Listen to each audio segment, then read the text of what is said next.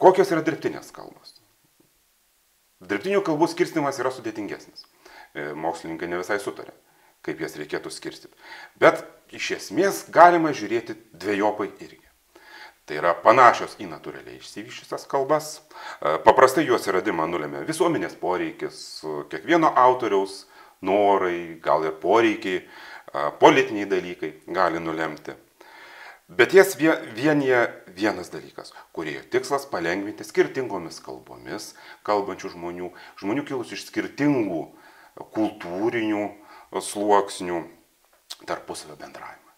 Šiais laikais iškeliama idėja ir apie lengvesnį žmogaus ir kompiuterio bendravimą. Antroji grupė turėtų būti knygų, filmų, serialų kalbos. Tai yra pop kultūros dalis, nuo kurios mes negalim pabėgti. Populiarumas labai dažnai priklauso nuo būtent tuo metu rodomo serialo, rodomo filmo, išleistos knygos. Kai tai yra naujiena, kol žmonės to domisi, būna labai didelis populiarumas. Paskui gali arba visai išnykti, arba likti tiesiog mėgėjų, kuriems patinka būtent tas žanras arba pats autorius kalbos.